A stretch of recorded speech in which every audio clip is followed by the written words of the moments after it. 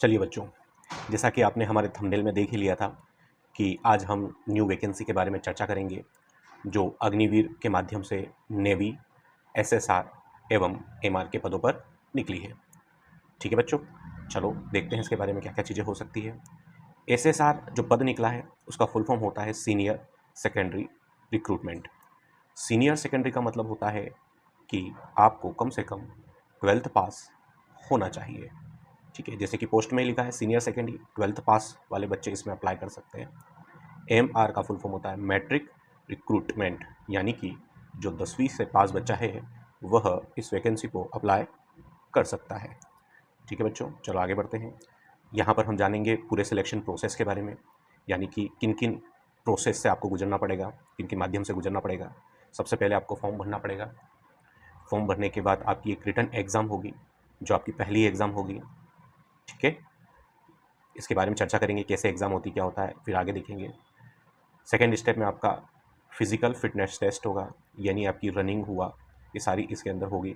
साथ ही में उसी दिन आपका एक और रिटन एग्ज़ाम होगा। देखा जाए तो आपके रिटन एग्ज़ाम कितने होंगे, 2। यहाँ पर क्या होगा, फिज़िकल में क्या होगा, ये आगे हम डिस्कस करेंगे। आगे बढ़ते हैं। मेडिकल होगा, मेडिकल में किन किन चीज़ों की आपको आवश्यकता होगी, क्या क्या चीज़ें ध्यान रखना है, ये सारा हम आगे बताएंगे। फिर अंत में आपका डॉक्यूमेंट वेरिफिकेशन होगा, जहाँ पर आपको आपकी मार्कशीट, आधार कार्ड हो गया, जन्म प्रमाण पत्र हो गया, मूल निवासी, ये सारे हम आगे डिस्कस कर पाएंगे। ठीक है, चलो बच्चों आगे बढ़ते हैं। सबसे पहले हम देखेंगे फॉर्म के बारे में कि फॉर्म में हमें किन किन चीज़ों का ध्यान रखना है। ये फॉर्म जो है 13 मई से फॉर्म भराने शुरू हो गए हैं, जो 27 मई 2024 तक भरे जाएंगे। देखा जाए तो आपको यहाँ पर 14 दिन दिए गए हैं फॉर्म भरने के लिए। कितने दिन दिए गए हैं, 14 दिन। तो आप 14 दिन के भीतर या 27 तारीख से पहले पहले ही फॉर्म भर दीजिएगा। ठीक, तो फॉर्म की डेट तो हो गई हमारी 13 मई से लेकर तो 27 मई के बीच में। एग्ज़ाम की अगर बात करें तो exam as per schedule, schedule का मतलब होता है कि आपको सूचना दे दी जाएगी कि शेड्यूल के हिसाब से कब होनी है। लेकिन पिछले कुछ वर्षों में अगर देखा जाए तो जब फॉर्म भराते हैं उसके 2 माह बाद, है ना, या 2 महीने के भीतर, यानी आप कह सकते हैं कि सर लगभग एग्ज़ाम कब होगी, आप ये बता दीजिए। तो मैं कहूँगा कि ये एग्ज़ाम जो है लगभग जुलाई के माह या जुलाई माह के अंत में यह एग्ज़ाम होने की संभावनाएं हैं। नोटिफिकेशन में इसकी जानकारी नहीं है, लेकिन लगभग जुलाई माह के अंत में यह फॉर्म जो भरा है आपने उसकी एग्ज़ाम हो जाएगी। ठीक, फ़ीस की बात कर लें, जनरल है, ओबीसी है, ईडब्ल्यूएस है, एससी एसटी, सभी मेल फीमेल के लिए, सभी के लिए फ़ीस 550 रुपये रखी गई है। आप फॉर्म भरेंगे तो ऑनलाइन वाला जो रहेगा वो आपको 50 रुपये अतिरिक्त मान के चलिए, यानी आपकी फॉर्म जो है 600 रुपये के आसपास में आपका फॉर्म फिलअप हो जाएगा। फॉर्म भरते समय हमें कुछ चीज़ों का ध्यान रखना है, कुछ एलिजिबिलिटी को समझ लेते हैं कि सर हमें फॉर्म तो भर देंगे लेकिन क्या क्या चीज़ें होनी चाहिए, उम्र क्या होनी चाहिए, पास कहाँ तक होना चाहिए, सारी चीज़ें हम समझते हैं। पहले हम एलिजिबिलिटी की बात करें, यानी कि एलिजिबिलिटी में सबसे पहले हम एसएसआर को देखते हैं। एसएसआर का फुल फॉर्म पहले ही देख चुके हैं, सीनियर सेकेंडरी रिक्रूटमेंट, यानी कि जो बच्चा 12वीं पास हो चुका है वह एसएसआर के पदों पर भर्ती कर सकता है। लेकिन यहाँ पर खास करके ध्यान देने की ज़रूरत है कि आपको यहाँ पर पीसीएम के साथ में 12वीं पास होना आवश्यक है। पीसीएम यानी फिजिक्स, केमिस्ट्री और मैथ्स, यानी यहाँ पर वही बच्चे भर सकते हैं जिनका विषय गणित रहा है, वही एसएसआर की भर्ती पर अप्लाई कर सकता है। तो मैथ्स के साथ साथ में उसे 50% से अधिक अंक अगर आए हैं 12वीं में, वही इसको अप्लाई कर सकता है। वही बात उम्र की अगर करें तो उम्र 17.5 से लेकर तो 21 वर्ष होनी चाहिए। ठीक, 17.5 से 21 वर्ष उम्र है, 12वीं पास पीसीएम से होना चाहिए, साथ ही में कुल मिलाकर 50% या उससे अधिक अंक अगर उसने प्राप्त किया है तो एसएसआर का फॉर्म भर सकता है। उसी प्रकार अगर एलिजिबिलिटी की बात करें हम एमआर के पदों के लिए, एमआर का फुल फॉर्म ही क्या होता है, मैट्रिक रिक्रूटमेंट, यानी कि 10वीं पास। तो अगर आप 10वीं पास हैं 50% या उससे अधिक अंक ला करके, तो आप एमआर के पदों पर भर्ती कर सकते हैं। तो जो बच्चे कॉमर्स, बायो या फिर आर्ट्स से हैं, ठीक है, तो उन्हें निराश होने की ज़रूरत नहीं है, वह एमआर के पदों पर यह वैकेंसी को अप्लाई कर सकते हैं, उनके लिए बहुत अच्छा रहेगा। ठीक, एज जो है एमआर के लिए वह एसएसआर की तुलना में समान रखी गई है, यानी 17.5 से लेकर तो 21 वर्ष के बीच में जो व्यक्ति या जो हमारा स्टूडेंट आ रहा है वह इस वैकेंसी को अप्लाई कर सकता है। ठीक, फिर भी कुछ बच्चों को एज के लेकर कन्फ्यूज़न होता है कि सर हम 17.5 में 1 महीने आगे हैं पीछे हैं, तो उनको और मैं क्लियर कर देता हूँ। तो एसएसआर के पद हों या एमआर के पदों की बात हो, दोनों के लिए एज जो कैलकुलेट होगी वह 1 नवंबर 2003 से लेकर 30 अप्रैल 2007 के बीच होगी। यानी कि कोई बच्चा अगर 1 नवंबर 2003 का जन्म है तो वह इसको अप्लाई कर पाएगा, या फिर इन दोनों के बीच में, यानी उसका जन्म अगर 2004 का है तो कोई प्रॉब्लम नहीं है, 2005 का है कोई प्रॉब्लम नहीं है, 2006 का है कोई प्रॉब्लम नहीं है। लेकिन 2007 का किसी का जन्म है, 2007 का किसी का जन्म है, तो 2007 का अगर जन्म है तो वह जनवरी में हुआ हो, फरवरी में हुआ हो या मार्च में हुआ हो, तब वह फॉर्म को अप्लाई कर पाएगा, अन्यथा नहीं। ठीक है, कब तक? अप्रैल तक, वो भी 30 अप्रैल तक का अगर जन्म है तो आप फॉर्म को अप्लाई कर सकता है। ठीक है, और 2003 से पहले किसी का जन्म हुआ हो, जैसे कि नवंबर है, किसी हमारा जन्मदिन नवंबर में हुआ है 2003 में, तो क्या हम भर सकते हैं? बराबर भर सकते हैं। अगर आपका जन्म दिसंबर में हुआ है 2003 में, तो आप उसको अप्लाई कर सकेंगे। ठीक है बच्चों, तो आपको एज से रिलेटेड कुछ भी अगर प्रॉब्लम आती है, 2004 का है तो फॉर्म भर सकता है, 2005 का है फॉर्म भर सकता है, 2006 का है फॉर्म भर सकता है, और 2007 की अगर उम्र है, जनवरी फरवरी मार्च अप्रैल तक की उम्र आ रही है, फॉर्म भर सकता है।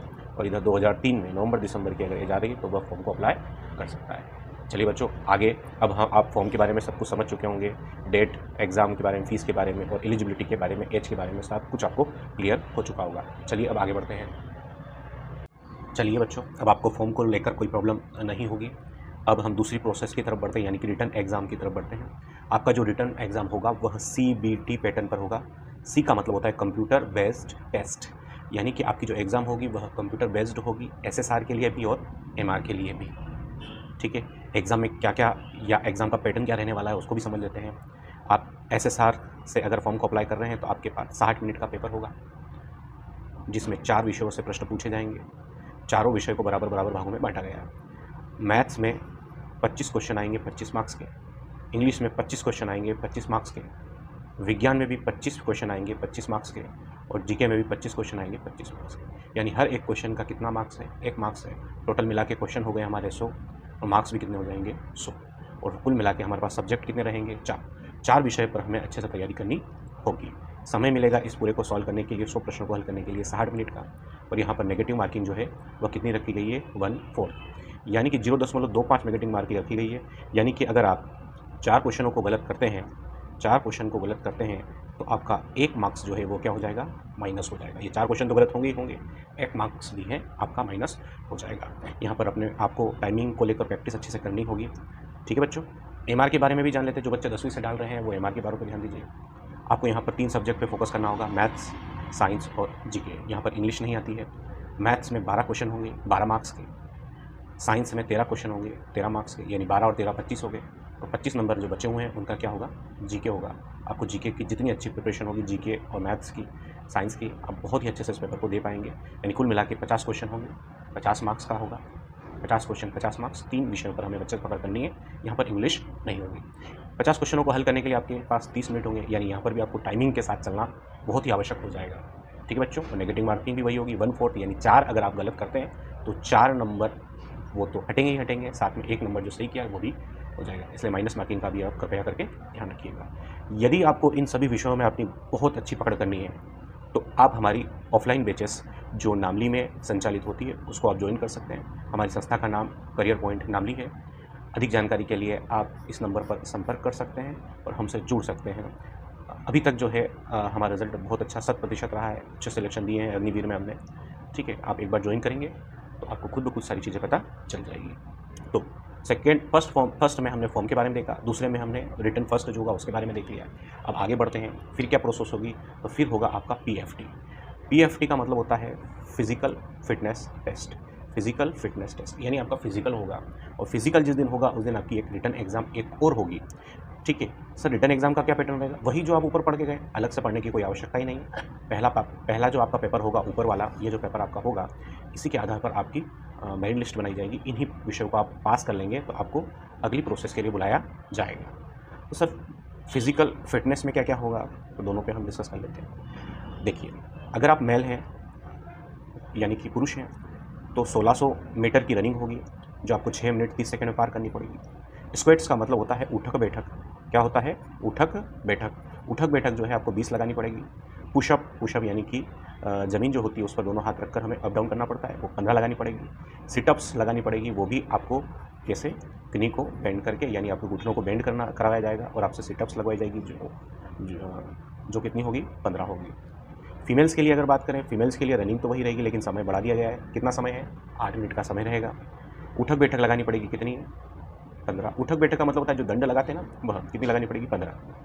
पुशअप कितनी लगानी पड़ेगी लड़कियों को? 10। और सिटअप्स कितनी लगानी पड़ेगी? 10। देखा जाए तो फिजिकल इतना टफ नहीं है। खास करके मैं फीमेल्स यानी लड़कियों से आग्रह करूंगा कि वह इस फॉर्म को अप्लाई करें, क्योंकि बहुत से बहुत कम लड़कियां इस फॉर्म को अप्लाई करती हैं। आपके सिलेक्शन होने के चांसेस जो हैं बहुत अधिक रहेंगे। ठीक, इस बार रिटर्न एग्जाम जो होगी फिजिकल के साथ साथ में वो ऑफलाइन होगी। आपको ग्राउंड में बिठा दिया जाएगा, फिर आपको पेपर दे दिए जाएंगे, OMR शीट दे दी जाएगी, तो आपको उसको भर के और जमा करवानी रहती है। मेरे हिसाब से आपको फिजिकल, फिटनेस टेस्ट और रिटर्न के बारे में सारी चीज़ें क्लियर होगी। रिटर्न का पैटर्न ऊपर जो बताया था वही पैटर्न रहने वाला है। ठीक, फिर आप जब इसको क्लियर कर लेंगे, ठीक, तो आपको मेडिकल के लिए बुलाया जाएगा। मेडिकल में क्या क्या चीज़ें देखी जाएगी? हाइट, चेस्ट और आइज़ को चेक किया जाएगा। मेल के लिए अगर बात करें तो हाइट 157 सेंटीमीटर होनी चाहिए। 157 सेंटीमीटर हाइट होनी चाहिए। चेस्ट जो है 77+5, इसका मतलब ये है कि चेस्ट जो है 77 सेंटीमीटर का होना चाहिए। उसके बाद में 5 सेंटीमीटर का क्या होना चाहिए? फुलाव होना चाहिए। कुल मिला के 5 सेंटीमीटर का गैप फुलाव के अंदर होना चाहिए। अगर 80 है तो 5 सेंटीमीटर का फुलाव देखिए 85 हो जाएगा। अगर 85 है तो 5 सेंटीमीटर का फुलाव देखिए 90 हो जाएगा। 77 से कम आपका चेस्ट नहीं होना चाहिए। आपकी आइज़ जो है 6/6 होनी चाहिए। 6/6 एक डॉक्टरी लैंग्वेज है, वो खुद चेक कर लेंगे। अगर आप चश्मा लगाते हैं तो भी आप इस फॉर्म को अप्लाई कर सकते हैं, क्योंकि बुरी से बुरी स्थिति में भी आपकी 6/9 अगर होगी तो भी आपको ले लिया जाएगा। फीमेल की अगर बात करें तो हाइट भी सेम रखी गई है, जैसे पुरुषों की रखा गई है वैसे ही महिलाओं की भी रखी गई है। चेस्ट मेजरमेंट नहीं किया जाएगा और आइस वही रहेगी जो पुरुषों के 6/6, और बुरी से बुरी कंडीशन में 6/9 में भी चश्मा होगा तो भी आपका अलग से मेजरमेंट होगा। ठीक, तो पहला हमने देखा फॉर्म के बारे में, फिर फर्स्ट रिटर्न के बारे में, फिर सेकंड रिटर्न और फिजिकल के बारे में, फिर हमने मेडिकल के बारे में देखा। अंत में अगर सैलरी की बात की जाए तो यह जो है भर्ती अग्निवीर निकाल रही है, तो अग्निवीर योजना के तहत जो 4 वर्षों में सैलरी दी जाती है वही दी जाएगी। यानी कि प्रथम वर्ष में 30,000 रुपये मासिक दिया जाता है, द्वितीय वर्ष में लगभग 33,000 रुपये के आसपास मासिक दिया जाता है, तृतीय वर्ष में लगभग 36,500 के आसपास मासिक दिया जाता है। अंतिम चौथे वर्ष में आपकी सैलरी बढ़ के कितनी हो जाती है? 40,000 आपकी सैलरी बढ़कर हो जाती है। जब आप 4 सालों के बाद में आगे कंटिन्यू नहीं करते हैं या रिटायर हो जाते हैं तो आपको जो सैलरी मिली है वो तो मिली है, 11 लाख रुपए जो है वह गवर्नमेंट की तरफ से अलग से दिए जाते हैं। ठीक है बच्चों, मुझे लगता है आपको सब कुछ चीज़ समझ में आई होगी। फिर भी किसी प्रकार की कोई भी प्रॉब्लम हो तो आप कमेंट बॉक्स में पूछ लीजिएगा, यही नंबर दे रखा है, इस पर आप व्हाट्सअप कर दीजिएगा, आपको तत्काल जवाब दे दिया जाएगा। और रिटर्न से संबंधित जो भी आपको तैयारी करनी है, मैं आपको कहूँगा करियर पॉइंट नामली को ज्वाइन कीजिए, आपके भविष्य के लिए बहुत अच्छा ही रहेगा। बहुत बहुत धन्यवाद।